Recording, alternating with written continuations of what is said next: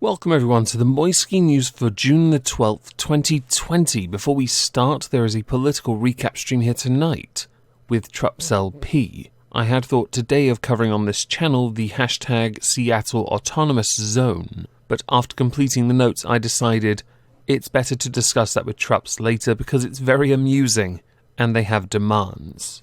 So instead we're going to discuss the letter that was sent to Priti Patel by Naz Shah and signed by many MPs concerning their shared feelings to allow us to show solidarity, not gaslight other minority communities. Naz Shah, for those who don't remember, was the one that retweeted the genius idea of moving Israel to the middle of the United States because the United States has all the space. She also, though, suggested that those white girls that were groomed and abused by the grooming gangs, yes, they need to be silent for diversity's sake and, of course, community cohesion. The needs of the many outweighing the needs of the few thousand. In this letter, she says, "We write to you as Black, Asian and ethnic minority Labour MPs to highlight our dismay at the way you used your heritage and experiences of racism to gaslight the very real racism faced by black people and communities across the UK. But that's not what she did. In yesterday's exhibition of Stupid People, I played a clip of it. She was pointing out that she too was racially abused, but she doesn't consider it to be a pissing contest on who was racially abused, only highlighting that everyone experiences it, and that you should tackle it together and not create some kind of measuring stick and bring back the oppression Olympics. In the chamber, in response to one of our colleagues, you stated, when it comes to racism, sexism, tolerance for social justice, I will not take lectures from the other side of the house. Well, she does have a point. You still have those statues up in your council-held cities of slavers. We all have our personal stories of the racism that we have faced, whether it has been defined by the colour of our skin or the faith we choose to believe in. Our shared experiences allow us to feel the pain that communities feel when they face racism.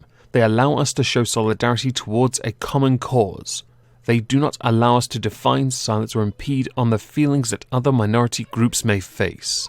Being a person of colour does not automatically make you an authority on all forms of racism." I feel like the irony might well be lost on Naz Shah here, but we'll get to that later, I'm certain. Structures of racism, hatred and equality have many layers like an onion. And therefore, whilst it is true, there are some experiences of racism that we all face, there are also some experiences of racism that we all do not face.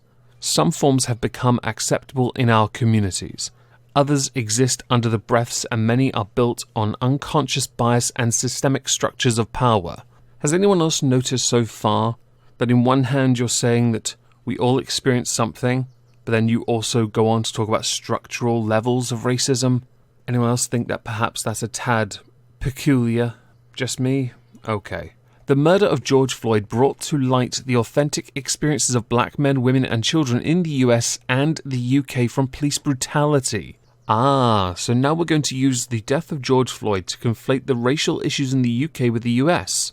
That's disgusting, especially when comparing stats for the last 10 years in the United Kingdom shows. Of the 163 people who died in police custody, 140 were white. But of course, police brutality. Through the structural and institutional racism that unjustly targets black communities in the UK. Incorrect. Disproportionate amount of crime committed by certain communities in certain areas of the country, predominantly poor areas of cities. Make of that what you will. Because let's not forget here, it happens in more than one city, it's just not as common in the more rural areas. That's not to say those living there are all white, no. Clearly that people are more tolerant, accepting and hard-working and not getting involved in crime in areas where, let's say, they're more blue-collar. Those experiences cannot be silenced by some shared feeling. Oh, that's interesting, because you're writing a letter with shared feeling from many MPs in your party. Do you not see the irony I'm carrying on? In conclusion, we ask you to reflect on your words and to consider the impact it had towards black communities in the UK trying to highlight their voices against racism. It's not a pissing contest. which is where you guys screwed up.